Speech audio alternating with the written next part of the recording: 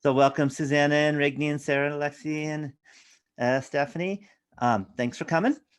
The plan right now is to jump into the quiz.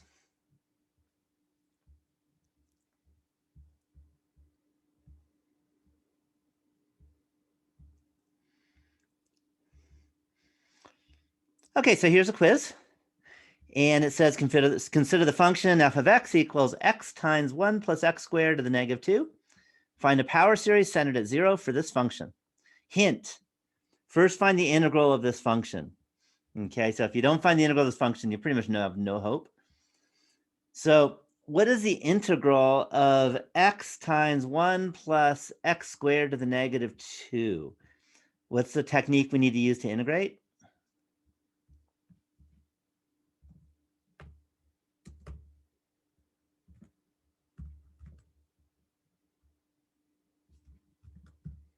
Yeah, just straightforward use substitution. I tried to make it simple.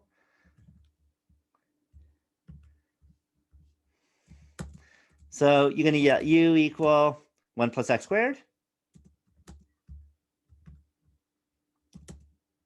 Du is equal to 2x dx. So now we can rewrite it as the integral of, and now the x is on the top. We get a 1/2 outside. I can pull the 1/2. And I could write 1 plus x squared to the negative 2 as u to the negative 2.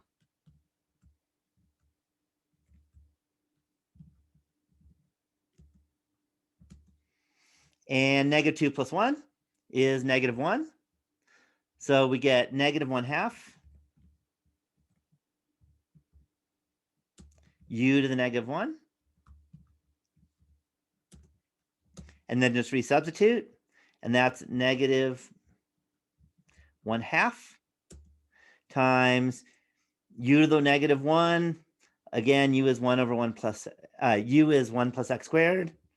So we get times 1 over 1 plus x squared.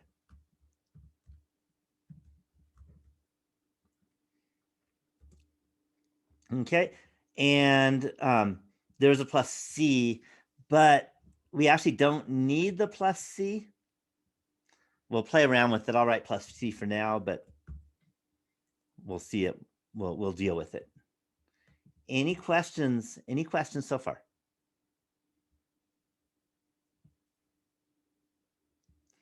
Okay, so now that we have that, now what we want to do is we want to find the power series. So how do we find the power series of negative 1/2 times 1 over 1 plus x squared? What do we notice about this? What's it look like?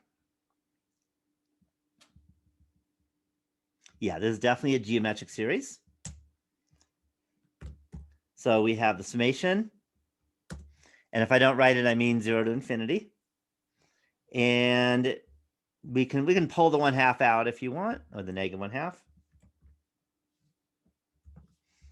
And we end up, notice here, the r is negative x squared. So we end up with negative 1 to the n times x squared to the n, or x to the 2n.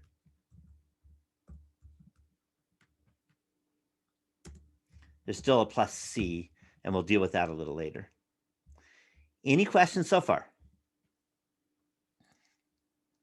All right, well, that's the integral of our function, and we don't want the integral of the function, we want the function. So how do you get rid of the integral?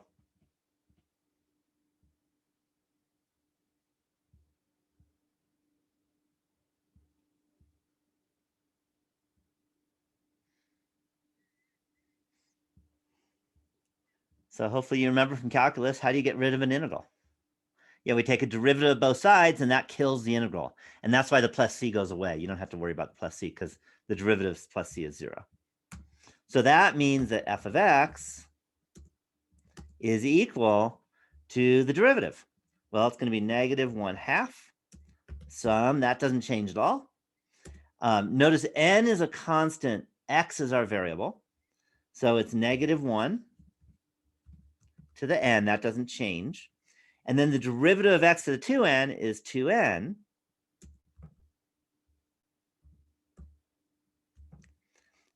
X to the 2n minus 1.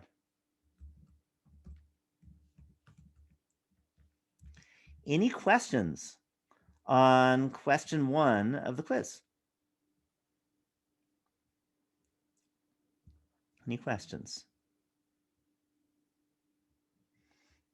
Okay. If you want, by the way, just for fun,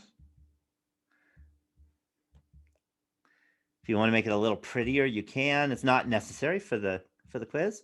You can say we have a half, and then we have a times 2, and they go away. We could also take the negative and make that a n plus 1. Just make it a lot prettier.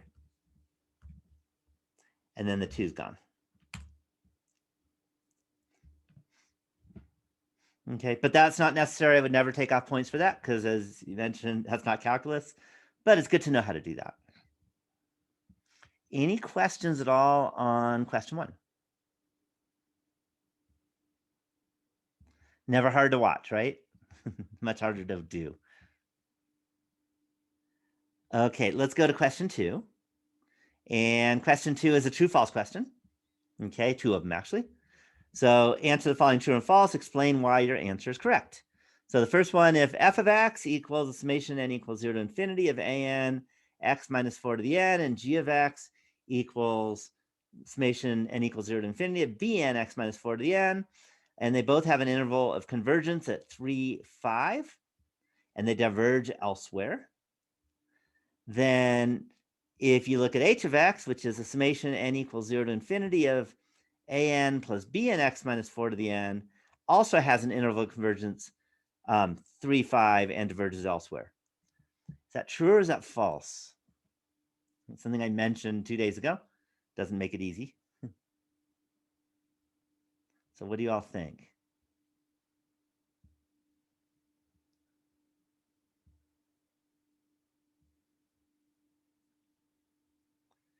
Okay, 2 trues and a false. Good thing we are not voting because the falses have it. Because it is false. And why is it false? What's the issue here? There's a piece of this statement that is false. You're adding it. Yeah, but which words are the diverges elsewhere? Yeah, that diverges elsewhere. Okay, so it is true that when you add an plus bn, okay, or you add f plus h, that it converges between 3 and 5. That's true. But the divergence elsewhere may not be true, because what if f and g are the same, or off by negative sign? So A is false. For example, how about let's suppose an was equal to 1 over n squared, and bn was equal to negative 1 over n squared. Okay, and you could quickly check that has a radius of convergence of 1. Not a problem to do that, but it does have radius convergence 1. You could also check that it converges at the endpoints. That has to do with the over n squared. N squared makes things converge. Okay, the over n squared. But what happens when you add an and bn? What's an plus bn?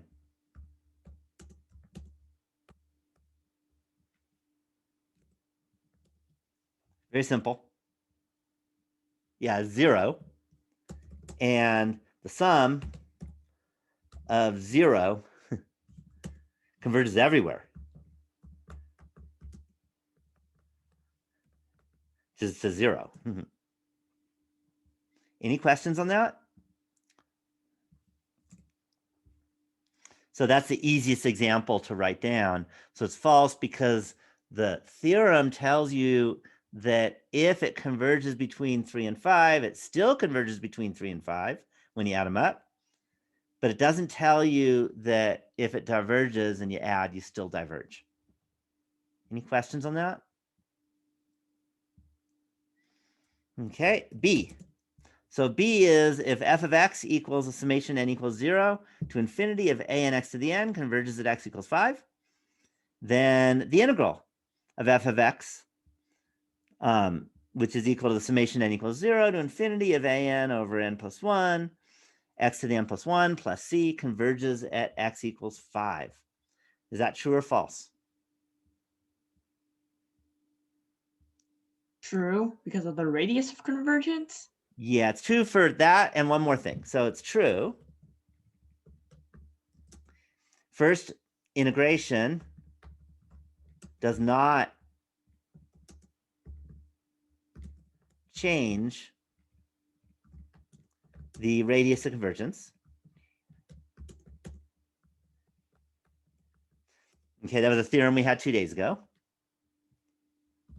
And can only make divergent endpoints converge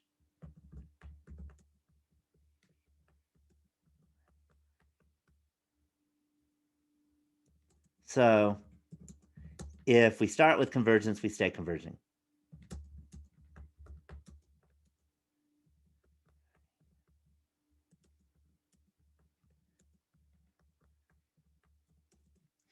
Okay, it's a pretty easy proof actually, because notice if we have an and we have an over n plus 1, what's bigger, an or an over n plus 1?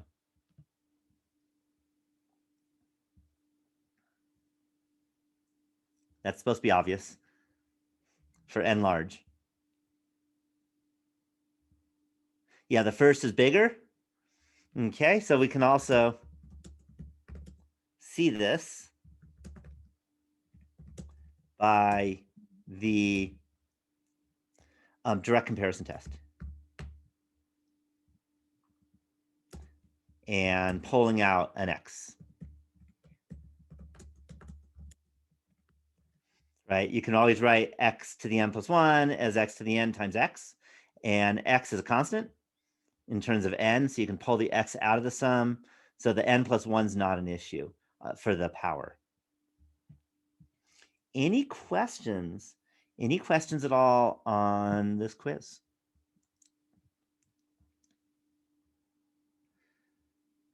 It's one of those that's probably pretty easy to watch, but it's also, if you don't kind of see the general path to make it work, it's going to be tough. Any questions at all on the quiz? Okay, if there aren't questions in the quiz, as usual, are there questions about anything else? And while you're thinking about that, what happens a week from today? Our second test. Yep, yeah, exam 2. So I always like to give you a reminder 1 week before. So this is your official reminder. You have exam 2, and hopefully at this point, I can't imagine you not realizing that this is definitely a 2-part course. Okay, that there was the first part that happened before the first exam, and then after that, we totally changed gears. So the second test will only cover the series, sequences series, power series, that stuff. You're not going to be asked to do any partial derivatives or, Lagrange multipliers or anything like that. But in 2 weeks, a little less than 2 weeks, that's the final, and then you have to do everything. So I want to give you a reminder that we do have a test in a week. And in fact, this Friday is our last day of regular material. Because Can you put up the can you put up the practice test for exam 2 by this weekend so we can have the weekend to work on it? I know you gave us like I guess practice exam thing for exam 1. I was asking if you could do the same thing for this one. Yeah, and you know what? It would be really helpful if you sent me an email, because then I'll see it while I'm not teaching. You know what I mean? Of course. It's really hard to remember what I Yeah, taught in sorry. class, and then 2 hours later I go, oh yeah. Yeah. So if you send me an email, then that helps me a lot. Okay. All right, I'll do that. Yeah. Thank you. Yeah. Then I'll make it happen for you. Okay. Any other questions?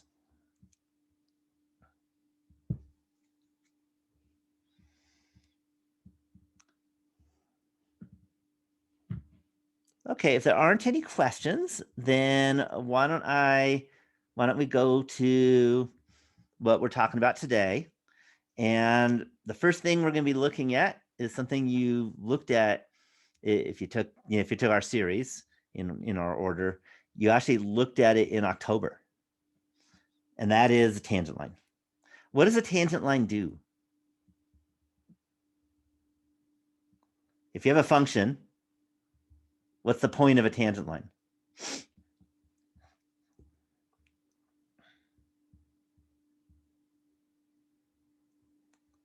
I know it's been a long time since you might have thought about it, but it happened in your beginning calculus. Okay, slope. But what's the purpose of it? Why do you care about a tangent line? Okay, rate of change. But see, you're focusing not on the line, you're focusing on the slope. The whole line. What's the point of the entire, the whole tangent line, not just the slope? Yeah, it's an approximation. Okay, and not only is it an approximation, but it's the best linear approximation. So let me remind you, the tangent line is the best. I'm going to write first degree polynomial approximation to the function at the point. Okay, I know first degree polynomial, that's the same thing as just a line, but there's a reason why I'm writing it this way, even though it's fancier. But do you all remember that that's what the tangent line is if you look at all first degree polynomials, then if you stay close to that point, it's going to be the best linear approximation or first degree polynomial approximation at the point. Do you remember that at that point? You know, it happened months ago, but we used a lot. Okay, so that's a big deal. Okay, so what it says is that if you want the best first degree approximation, we do the tangent line. And let's remember what the tangent line was in terms of the formula. Do you remember the tangent line? So let y equals f of x be differentiable.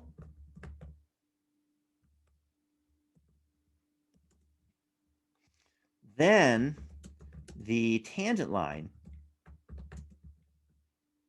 which I'm going to rewrite as the first degree polynomial approximation,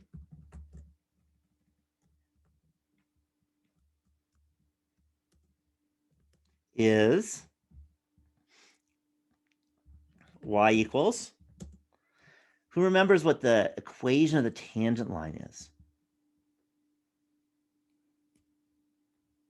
All right, here's one.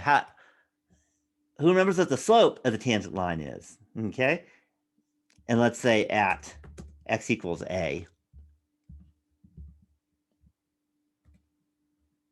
You have to have a value to look at.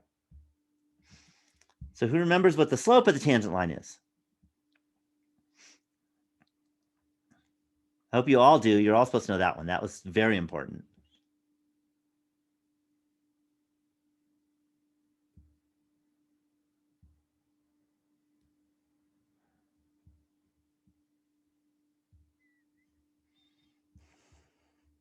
Okay, mx plus b is the equation of any line.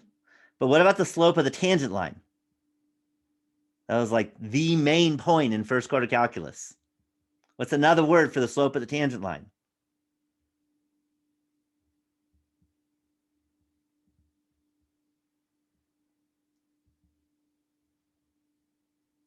Yeah, the other word for the slope of the tangent line is the derivative, right? That was a big deal in the first quarter.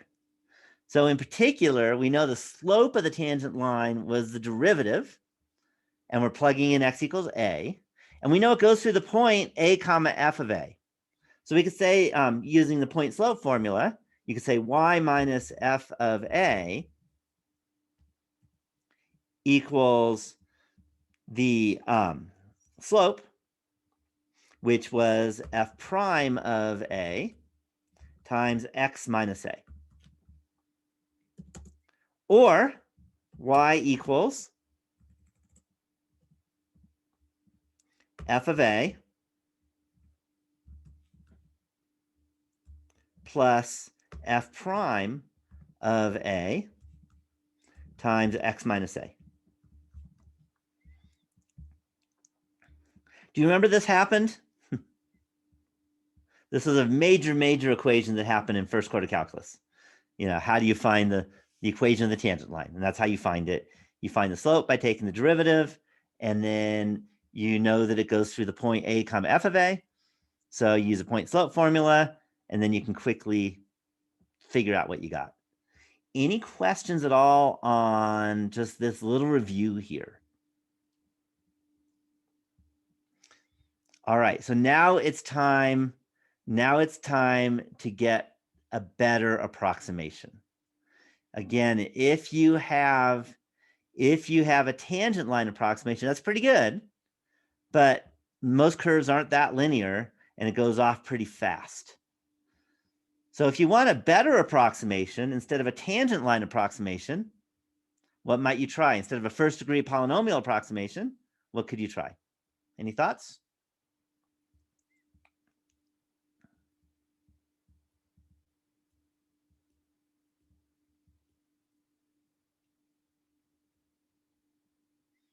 If you wanted a better approximation than the first degree polynomial, yeah, you could do the second degree polynomial.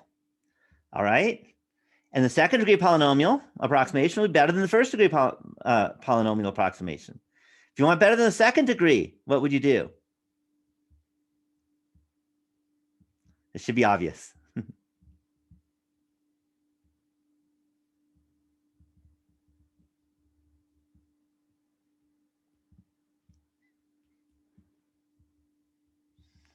Okay, well, if you want better than the second, maybe you do the third, but then you can get greedy. And we're going to get greedy by doing an infinite degree approximation.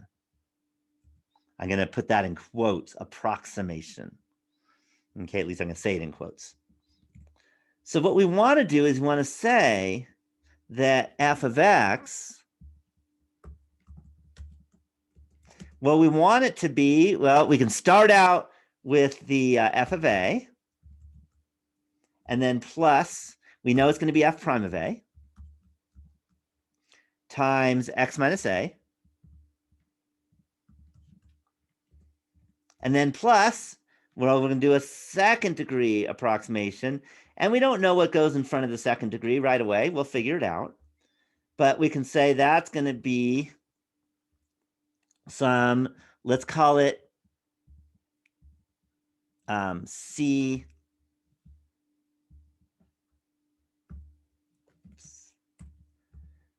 C2 times x minus a squared. And then we're going to go plus C3 times x minus a cubed.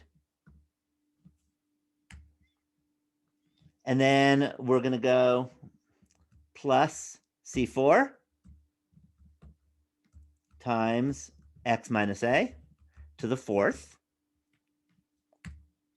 And hopefully you see the pattern. Any questions on the pattern? Okay, so if you don't see the pattern, hopefully you can look some more and you'll see it. So I'm going to write plus dot dot dot, which means keep going.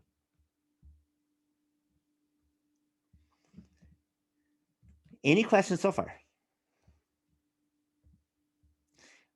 We could write this, by the way, as the following. We can write this as a summation. N equals 0 to infinity. That's the dot dot dot, means goes forever. Of C sub n x minus a to the n. Any questions? Any questions on this?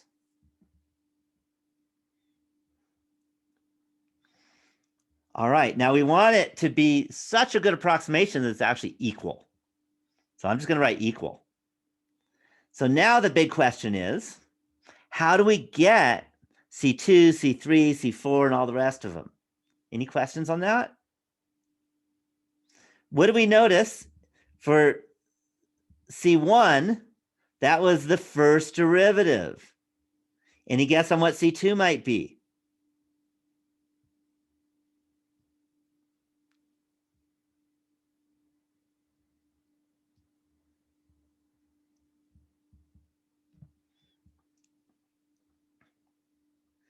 Any guess?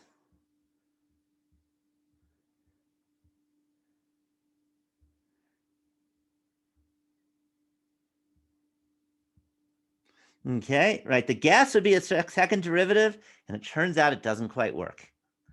So what we need to do, the whole point of this, is we want to make sure that this works for every derivative possible. So we're going to assume, and I'll put this above it because I want to just have it, that f is infinitely differentiable.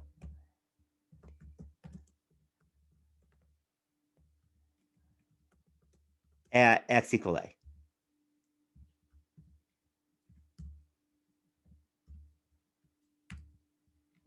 And I'm just going to write and nice. So when I write and nice, that means it's too hard to explain to you what nice means. So I'm just going to use the word nice, and you're not really responsible for understanding it completely. But I will tell you that pretty much any function you could tell me that where you can take every derivative and get a value is nice. Okay, it's very hard to come up with examples that are not nice. So let you know that this works for just about anything you'll ever do. Okay, especially if you don't major in math, then it will work for anything, because you have to really work hard to come up with bad examples. So I'm just going to use the word nice and let you know if you want to learn more, you need to take upper division math. But for now, we're just going to call it nice. Any questions on that so far? Okay, so if it's infinitely differentiable, that means, for example, first thing, by the way, what is f of, if we plug in a to both sides, what do you get? What do you get if I plug in x equals a? So first thing, on the left-hand side, you get f of a. What do you get on the right-hand side?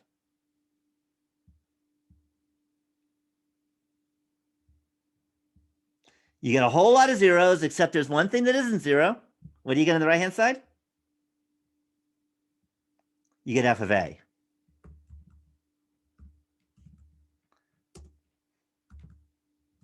So I'm going to put a happy face. That means it worked. Any questions on that so far? Okay, now let's look at f prime of a.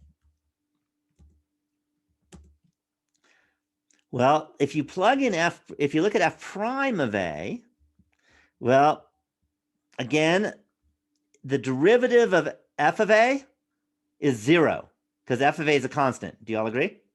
There's no x there. The derivative of f prime of a times x minus a is f prime of a. Right? Because it's f prime of ax minus f prime of aa. F prime of aa is a constant. It has 0 derivative. So it's just a constant times x, which is just a constant, which is just f prime of a. So that's good. Maybe I'll write it on one line because I'm going to run out of space otherwise.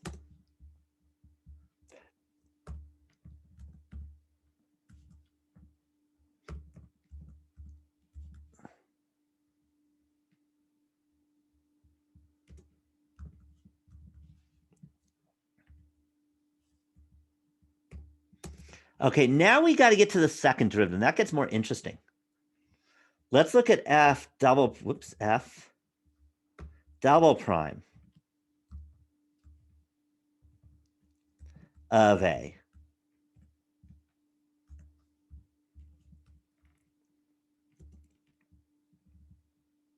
Okay, and by the way, I didn't mention if you take the derivative of x minus a squared, that'll be 2 times x minus a. If you plug in a, you get 0. Similarly, if you take the derivative of x minus a cubed, it'll be 3 times x minus a squared. Plug in a, you get 0, and these all go to 0. Let's look at f prime, double prime of a. Okay, first thing, what happens to the f of a when I take 2 derivatives?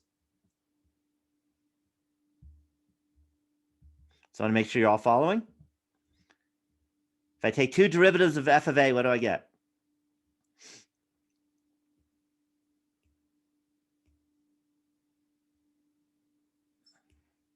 I don't get f double prime. I get 0. F of a is a constant. There's no x there. There's no x, the derivative is 0, period. Okay, similarly, what happens if I take 2 derivatives of f prime of a times x minus a? What do I get?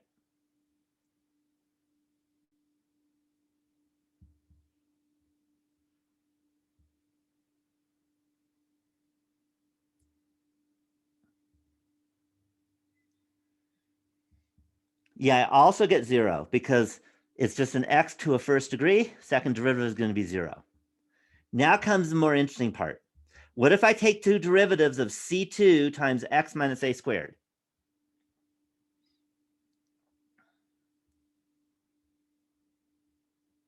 What do I get now? The hint is it won't be 0.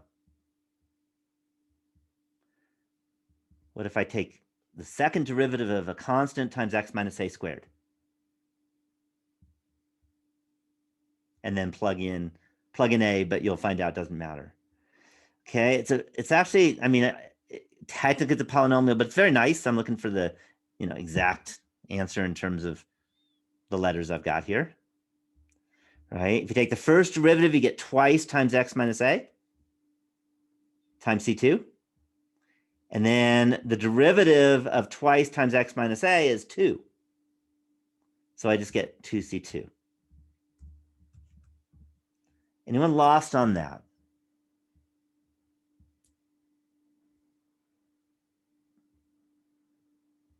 Any questions on that, taking 2 derivatives? Okay, and then if I take 2 derivatives of x minus a cubed, I'm actually going to get 6 times x minus a, and if I plug in a, I get 0. Similarly, if I take 2 derivatives of x minus a to the fourth, I'm going to get 12 times x minus a squared. If I plug in a, I get 0, etc., etc. I'm always going to have an x minus a left over, and if you plug in a to x minus a, you get 0. So f double prime of a is 2c2. Any questions on that? Okay, let's go to the next one, f triple prime. And I'm going to write it as f3. That's the notation for the third derivative, is you put a superscript, parenthesis, number, and parenthesis. And that means the third derivative of f. It doesn't mean the third power. At a. So now, with the third derivative of a, just like before, the f of a, the f prime of a times x minus a, the c2 x minus a squared, those are all going to go to 0 because that's just a second degree polynomial. And the third derivative of a second degree polynomial is just 0. So really, I'm left with here. What happens when I take 3 derivatives of c times x minus a cubed? What am I going to get? Give you a moment to think about it and write it out. Helps to write it out, actually.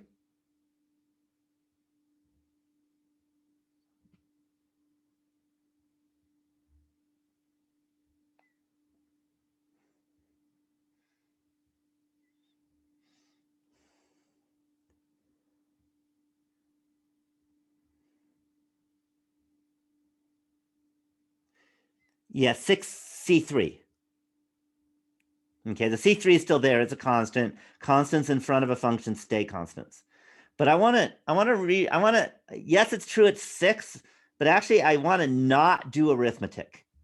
So I want to talk about the derivative and see what happens, because it's important to see what's going on. The first derivative you take, that 3 in this exponent, is going to come down, and you're going to have an x minus a squared. And then you can take the next derivative, that 2 is going to come down, and you're going to have 3 times 2. And then you'll have an x minus a to the 1.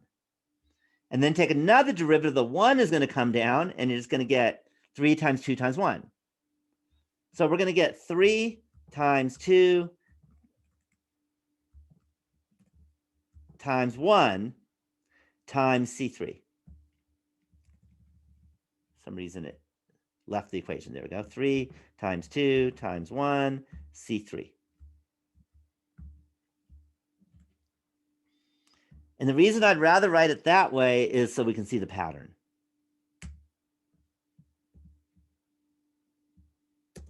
So then F4 of A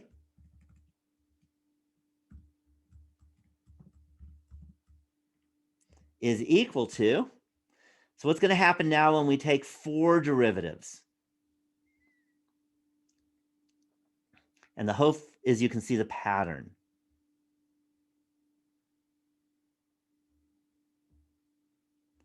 Yeah, it's 4 times 3 times 2. How do you rewrite in a pretty way, and without doing any, not multiplying it out, but how do you write 4 times 3 times 2 times 1? Yeah, we write factorial. So this is going to be equal to 4 factorial times C4. Any questions on that?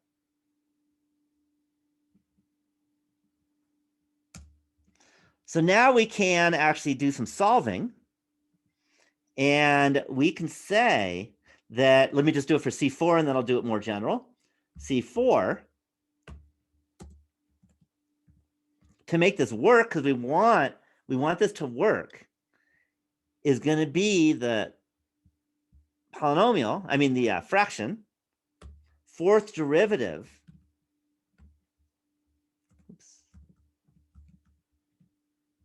evaluated at A, divided by 4 factorial.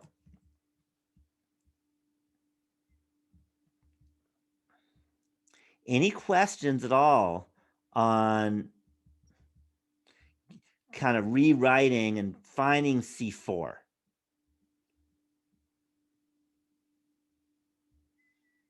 Okay, and there's nothing special about the number C4, about 4. If you wanted C12, it's going to be the same thing. It's going to be the 12th derivative of A divided by 12 factorial. Any questions on that? And then when you do that, we'll end up with a power series so that the function at the point matches and all the derivatives match for every derivative. And that's what we need. So now comes the theorem. And I'm going to say this is the theorem, or the definition, I guess, for now. It's the definition of the entire second half of the class.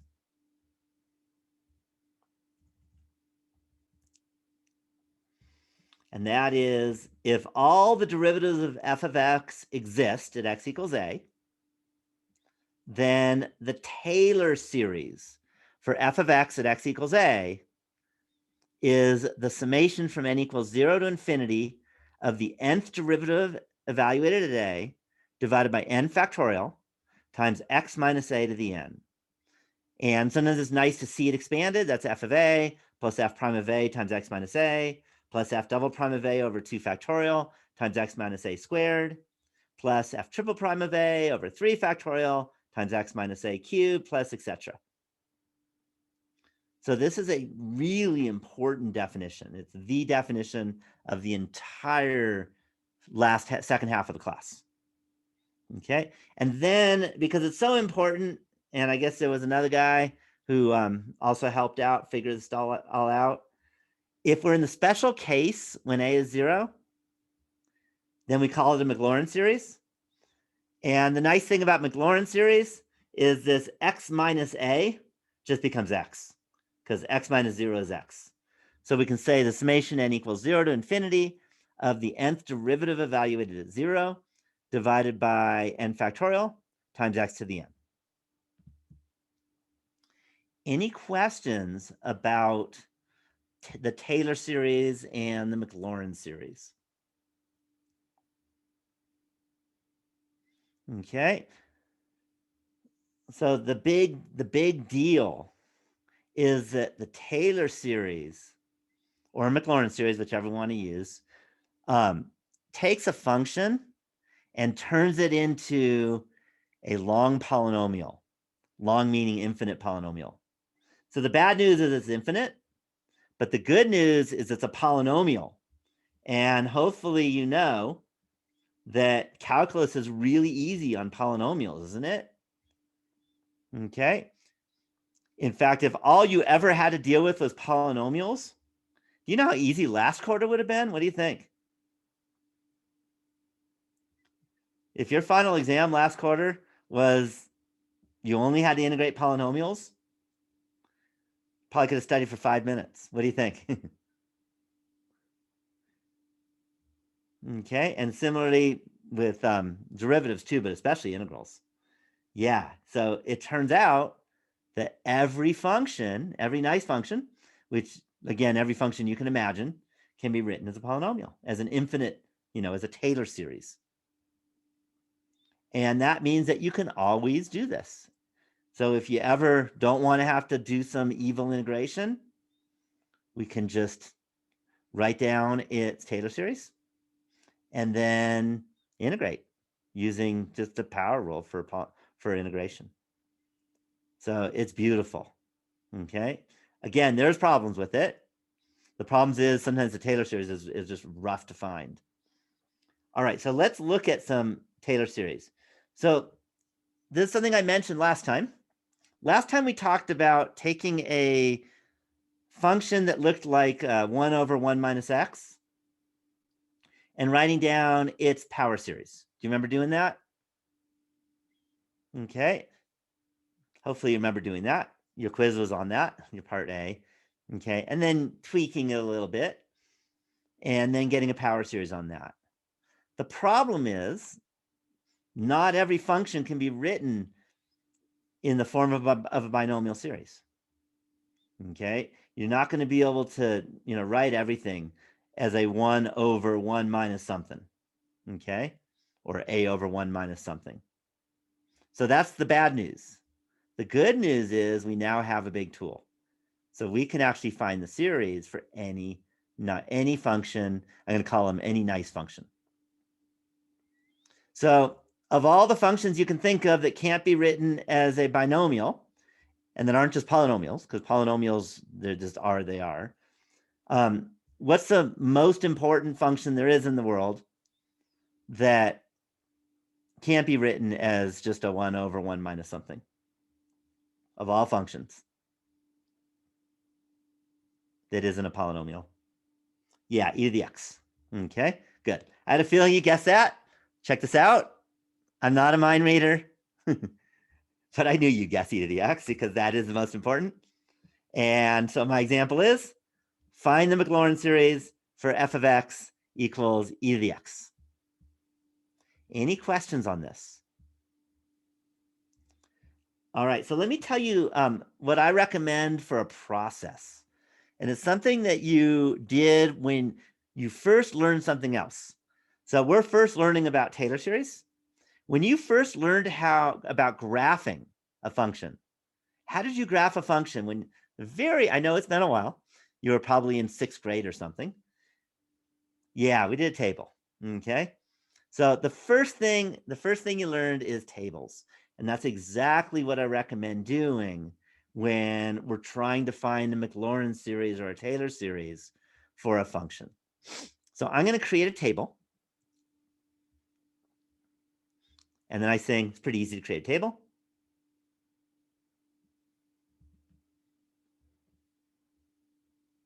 And we're going to have n. We're going to have f. Let's write it as an equation. F n, so the nth derivative at x And then we're going to have the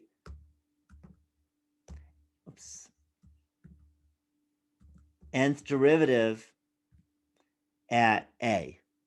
Okay, in our case, what's a for the example we're asked to do?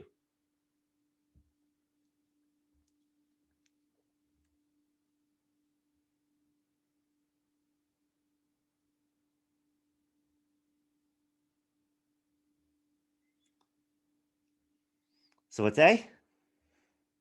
Yeah, a is 0 because of the word Maclaurin. And remember in the definition, it says if a equals 0, the series is called a Maclaurin series. So if you're asked to do Maclaurin series, that means we're plugging in 0. Any questions on that? Okay, this one's going to be really easy, by the way. They're not all so easy, but this one's really easy. So we have n equals 0. What is the 0th derivative of f?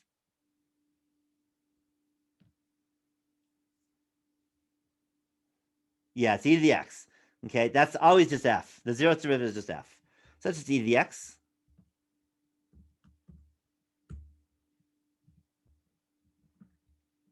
If I plug in 0, what do I get? 1. Okay, by the way, this is the easiest example. So I want to let you know it is going to get harder. How about n equals 1? What is the first derivative of f? You better all know this. What's the first derivative of e to the x? E to the x. Okay, hopefully you know that. If I plug in 0, I get 1. So let n equals 2. What is the second derivative of f? Or what's the derivative of e to the x? Very easy. Still e to the x. Are you seeing why e to the x is like the most beautiful of all? And if I plug in 0, I get 1. What do you know? Okay, and then I'm going to, once you see the pattern, it's time to just plug in general n. What is the nth derivative of e to the x? Hopefully you all see the pattern.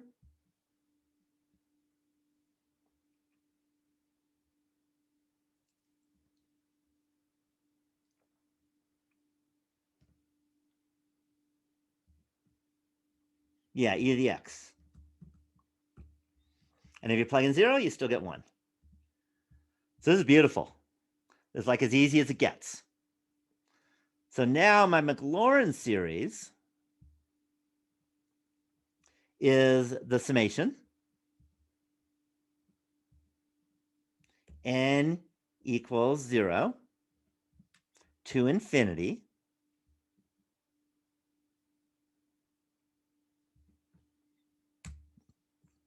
of the fraction. And again, we're using the formula. And remember, the formula is right here. So it's fn of 0 divided by n factorial times x to the n. So now I'm going to make a fraction. And fn of 0 in this case is always 1. Okay, so that was simple. Over n factorial x to the n. And I want to note, maybe I'll write it up in the theorem part. Note, by convention, 0 factorial equals 1. Okay, that's often just not defined, but if you don't have that, it's a real pain to write down the Taylor series and Maclaurin series. Just doesn't work nicely. So we're just going to call 0 factorial 1. That'll just be our convention. Any questions on that?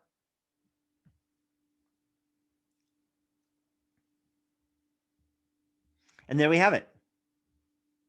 So we can say that e to the x is equal to the summation n equals 0 to infinity, 1 over n factorial, x to the n. Isn't that pretty?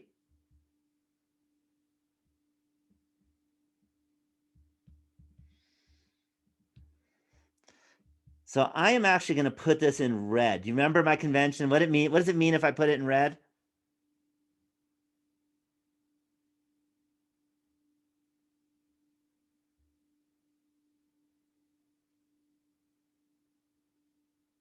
Yeah, very important.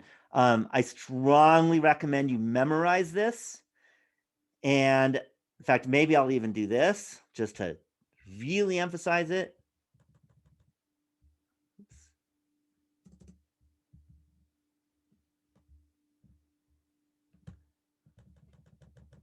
That's make it really big. Because not only should you know it for, say, the final exam and the exam 2, you need to know it next year too. This is especially, and this is going to be tough for you, especially in 6th quarter. So differential equations. It is coming up a lot. It even comes up in 5th quarter. But it's a big deal, this e to the x equals a summation n equals 0 to infinity of 1 over n factorial x to the n. Okay, huge, huge importance. Okay. Any questions on this? Okay. Let's do another example. And this one, I don't know if you call this the next most important function, but it's a biggie. And that is find the Taylor series centered at x equals 1 of the square root of x. Any questions on the question?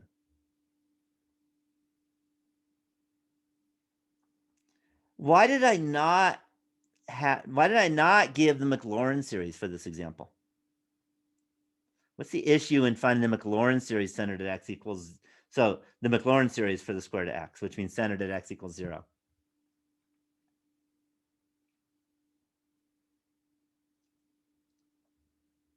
What's the problem if I said Maclaurin instead of Taylor? And there's a big problem. It's a bit subtle. Yeah, no, but I'm saying I could have changed this example and given you the example of Maclaurin series instead of Taylor series. Why didn't I? What's the problem with the Maclaurin series? There is a problem, a big one.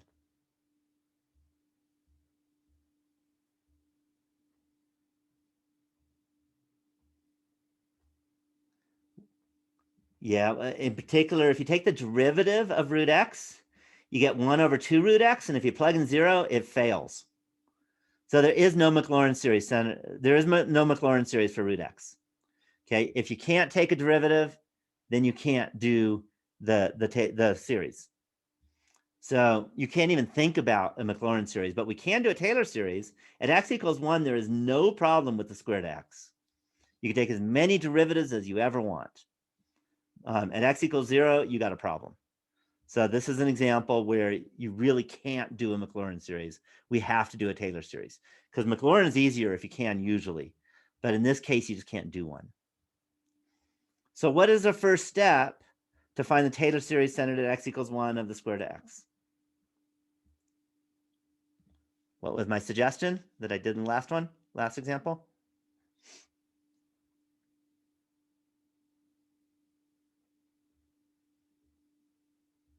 Do you remember?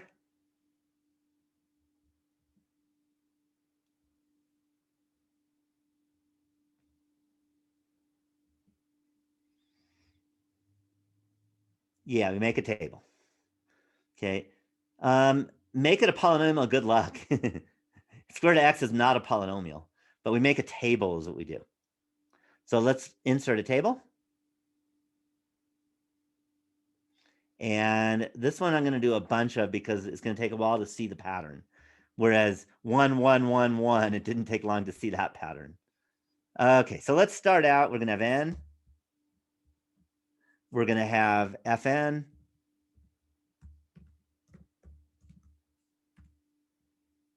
Of x. And then we're going to have fn of 1.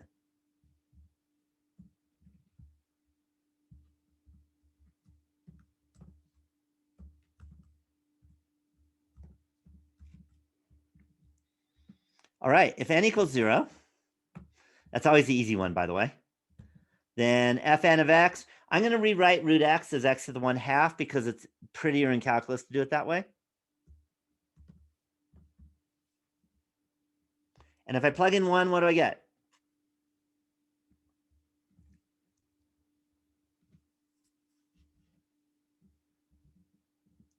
It's supposed to be easy. Yeah, that's just 1. Square root of 1 is 1. Okay, then we're going to have n equals 1. What's the derivative of x to the 1/2?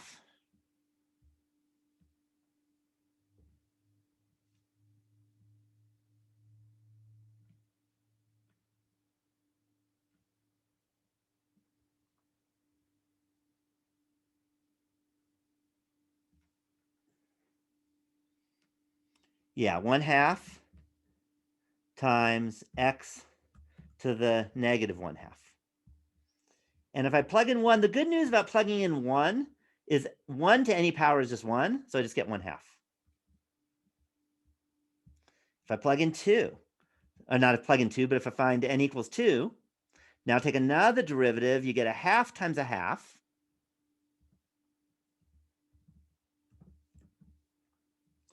times x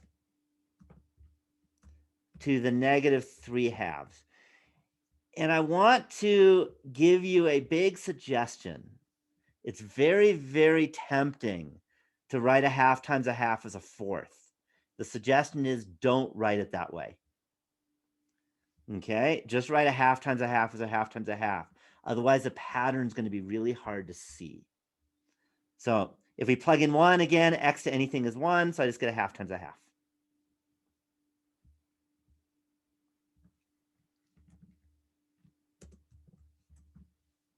Any questions so far? Let's plug in 3.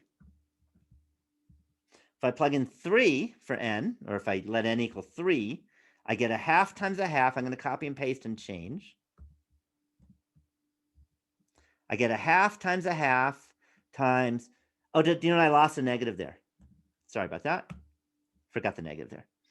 So now if I plug in, if I look at the next derivative, then I'm going to multiply this negative by negative again. That's going to be positive. I'm still going to have the 1/2 times 1/2, and then times 3/2.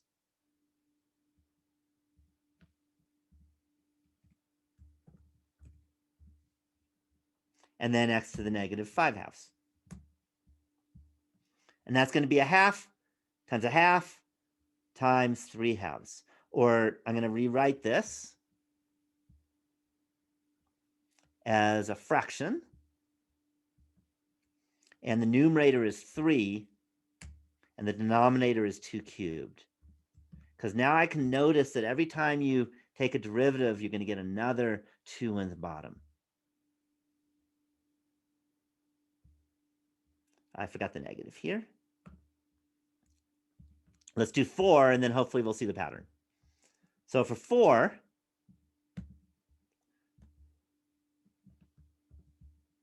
copy and paste. 1/2 times 1/2 times 3/2 times 5/2.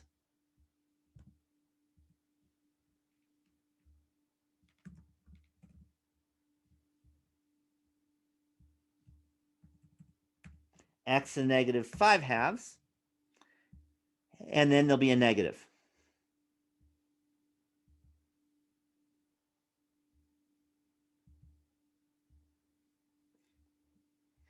Okay, and now I can write that. Again, I can do some copying and pasting. And I'm going to have 3 times 5 over 2 to the 4th power. And there's going to be a negative.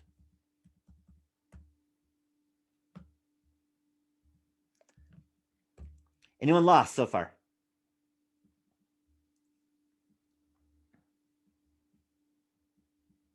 All right, then other than the first term, you'll notice that we have positive, negative, positive, negative. Do you see that's going to keep going forever? So the idea is now I can do the nth derivative, okay, or the nth term, and make it work.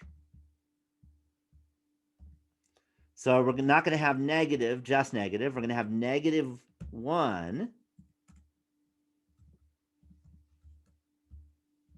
to the n.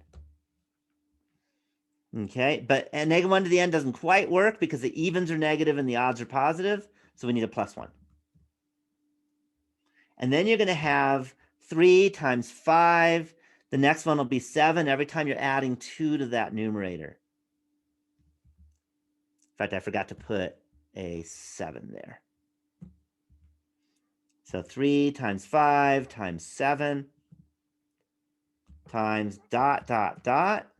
times, and now we look at this. If you had n equals 4, that was 3 times 5. If you had n equals 3, it was 1 times 3. So basically, we're going to stop.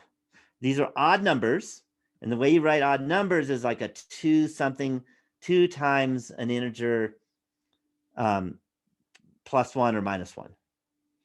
Okay, well, 2 times 4 doesn't quite work, but 2 times 3 and then -1 works. So we can write that as 2 times n minus 1 minus 1.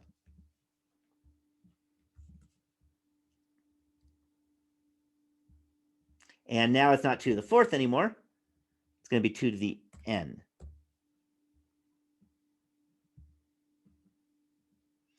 Any questions at all on this?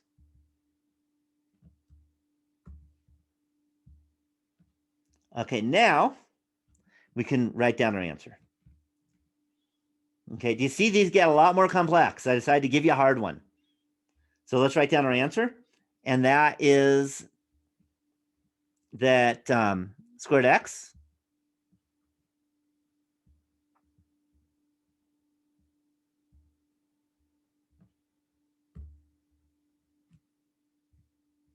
is equal, is equal to the summation. And actually, what I need to do is I need to write down the first term by itself, because the first term, for some reason, doesn't fit with the plus minus stuff. So I'm just going to write 1. Right, 1 plus, and then summation.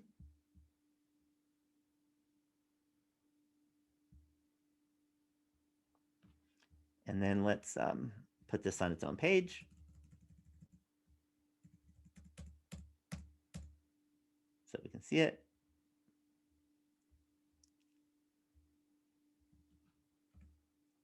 So then we're going to have a summation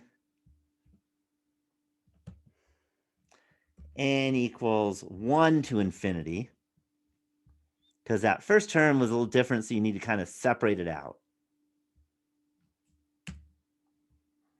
And then we just take what we had, copy and paste it in. In the denominator, we're also going to have an n factorial, because that's part of the formula. And then times x minus 1 to the n. So I decided to give you a harder one because you otherwise you can complain that I only do easy ones and then you have to do homework that's hard. So this is one of the harder ones, but it's doable. But it just takes a lot of finessing. Any questions on this example?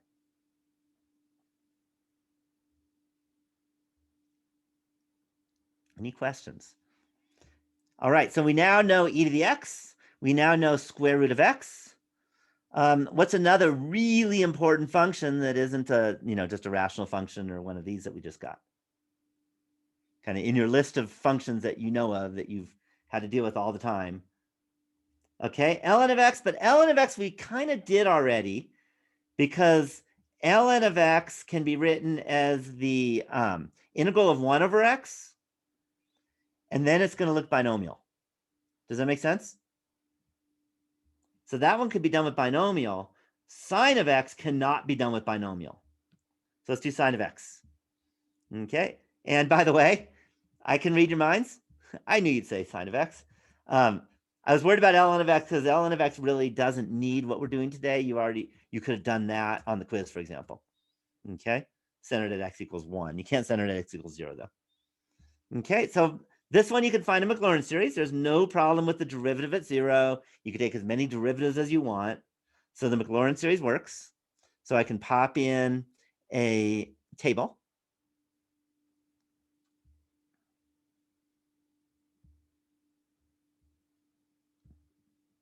And we're going to have an n, going to have fn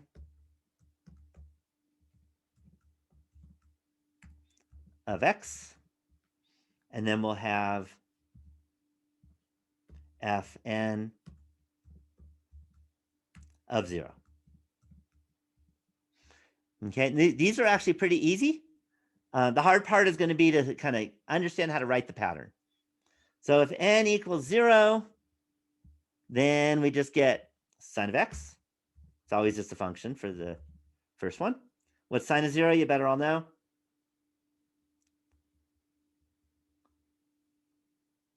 Sine of 0 is 0. Sine of 0 is 0. Good.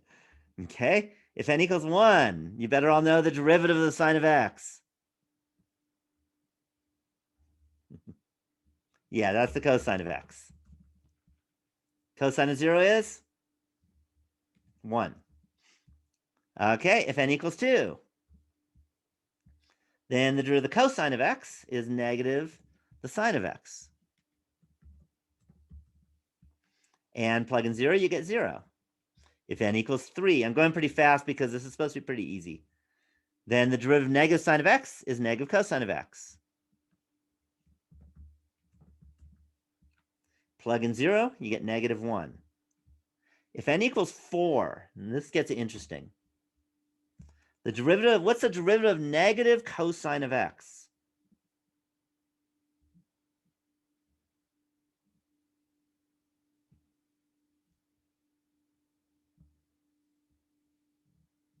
Yeah, that's going to be just sine of x. And if you plug in 0, you get 0. And the important thing is we're back to where we started. And once you get back to where we started, that means you're going to keep looping over and over and over again. So I don't need to write anymore. I know what this is. Any questions on that? So now what I'm going to do is we're going to have, notice that if n is even, what do you get? So I'm going to write 2n. What do you get if n is even?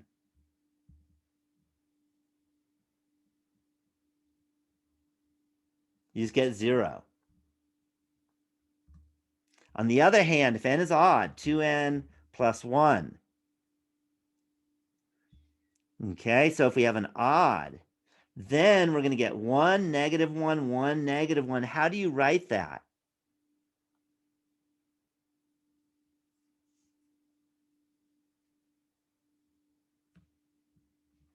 When you have 1, negative 1, 1, negative 1, 1, negative 1, etc., forever. Yeah, negative 1, but not to the n, because n isn't what we're plugging in. We're plugging in 2n plus 1. And what I always have to do is I have to plug in and make sure it works. So if we plug in, so we have negative 1. Sorry, I was wrong about that. It actually is negative 1 to the n. I was wrong about that. And you were right. So it's negative 1 to the n. Because it goes back and forth. It's not, if it's negative 1 to the 2n plus 1, then it would always be negative 1, but it needs to go back and forth and back and forth. And notice if we plug in 0 for n, we get positive, so it worked. So what that says that we're only going to get the odd terms. That should not be a surprise at all, because hopefully you know from past work that the sine of x is an odd function. So we can say that the sine of x is equal to the summation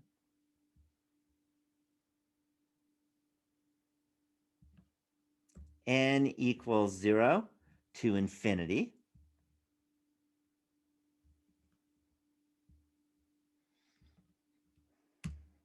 of -1, actually meaning fraction, -1 to the n over 2n plus 1 factorial times x to the 2n plus 1. Because we only want the odd terms, and this only gives us the odd terms that way. Okay, and again, if you have an odd function, you only get odd terms. If you had any guess on what the cosine of x might be? How would it be different than the sine of x in terms of its Maclaurin series? It turns out there's only one main difference.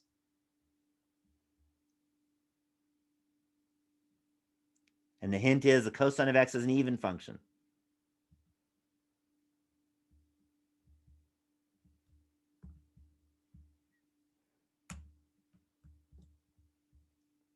Any guess? Yeah, everything, all the 2n plus 1s just become 2n's. Okay, I don't have time to work it out, but it's the same idea. So kind of the bottom line is any function you're given, as long as you can keep taking derivatives forever and it's not crazy, then you can always write down the series. And if we want to integrate, it'd be really easy. Do you see that? Or take a derivative, because it's just a power rule. Okay, now some theorems. A couple things. One is that sometimes you just cut off instead of going to the infinite terms. If we can just look at what's called the Taylor polynomial of degree n, and that means instead of going to infinity, we just go to n. Sorry, it should be k equals 0 to n. So that means that we're going to go like the 10th degree Taylor polynomial will just be up to 10. So if we want the second degree Taylor polynomial for tangent of x centered at pi over 3, then here's how we do it. What we need to do is, you can do it with a table, but if it's just second degree, it's not so bad. So first thing, what is the tangent of pi over 3?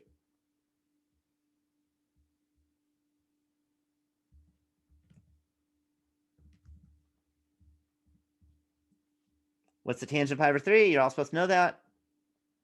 Remember sine over cosine? That's a hint.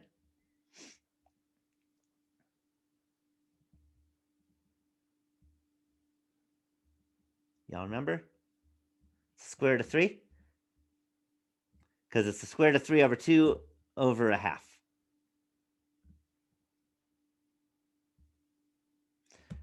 Okay. What's the derivative of the tangent? Do you remember from first quarter calculus? What's the derivative of the tangent?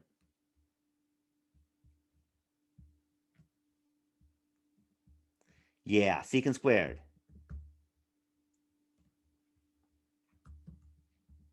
And then we need to plug in pi over 3.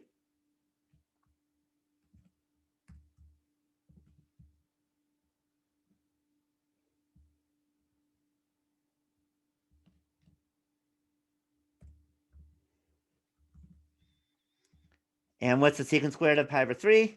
So secant, remember, is 1 over the cosine.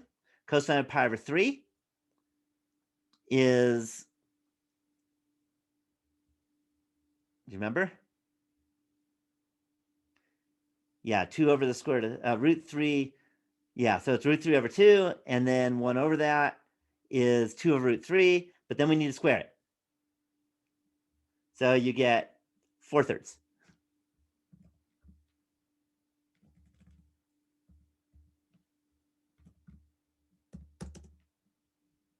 Okay, then we take another derivative. The derivative of secant squared, we can use the chain rule. And that's going to be 2 times the secant. And then we're plugging in pi over 3.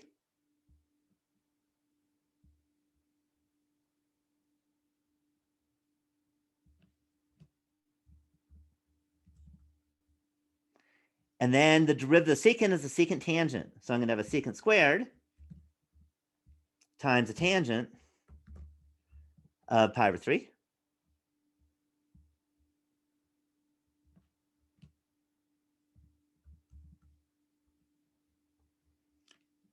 And the good news is we already found the secant and the tangent. So that's going to be it's going to be 4/3 times root 3 times 2, which is going to be 8 root 3 over 3.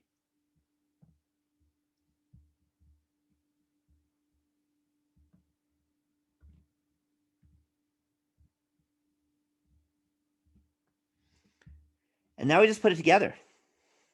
So I'm just going to call it, how about P2 for second degree?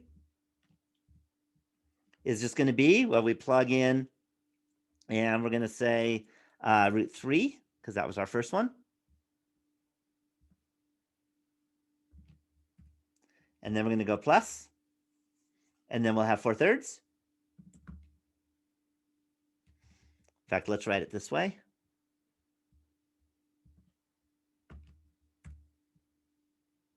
Four over 3 times, and then that's going to be 4/3 times x, and then plus, and then we're going to have 8 root 3 over 3.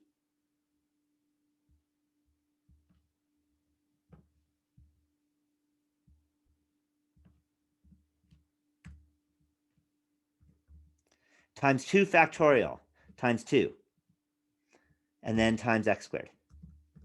And there's our second degree Taylor polynomial for the tangent of x. Okay, these get pretty ugly pretty fast. So even though you can find it in theory, that doesn't mean it's easy. Imagine if I asked you for the 100th degree Taylor polynomial for this guy. You'd cry. Okay. So we don't have much time, so I'm just going to state some theorems, a big theorem. And that is, if you look at the Taylor polynomial, you want to say, well, how close are you? How high a degree do you need to go so you have a good approximation? So here's the theorem. Let f of x be an n+1 differentiable function. Okay, then the remainder are n of x, which means take the function, subtract the nth degree Taylor polynomial, is such that there exists a c between a and x, such that the remainder is actually equal to what looks like the next term of the Taylor polynomial. But instead of plugging in a, you plug in c for this n plus first derivative. Okay, and then furthermore, if the n plus first derivative is bounded, then you always know, just by taking that bound, if it's bounded by m, we could replace that n plus first derivative, evaluate at some c you don't even know, but you can replace it by m. And then we know the remainder, actually it shouldn't be equal, it should be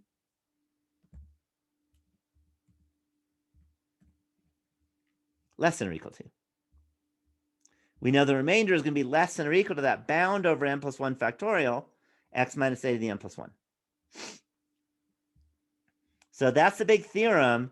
So if you want to approximate e to 4 decimal places of accuracy, then we know that e to the x is a summation of 1 over n factorial x to the n, right? And e is the same as e to the 1. So what we're going to have is the n plus first term is going to be the bound of the derivative. Well, I know that e is less than 3. Do y'all know that? 2 point something, right? So I can write that as 3 over n plus 1 factorial times 1 to the n plus 1. But 1 to the n plus 1 is really nice. That's just 1. And that needs to be less than 4 decimal place of accuracy is 0.00005. And then I don't have time to do this, but it's not that hard. The first thing I do have time to do, and that is just get rid of that 1, because 1 to anything is just 1.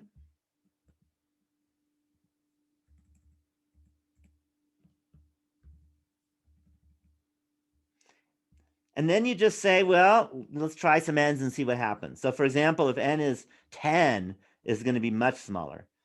Okay, you could try n equals 5, and you could try n's until you find one that works where the one before doesn't work. Okay, we don't have time to do that, but do you understand what I'm talking about? In this case, it's a plug and chug. It's not algebra. And that's how you can approximate. So your calculator, by the way, doesn't know e to the x. It does the Taylor polynomial and approximate it to how many decimal places it can handle. So we are out of time. So I am going to stop the recording.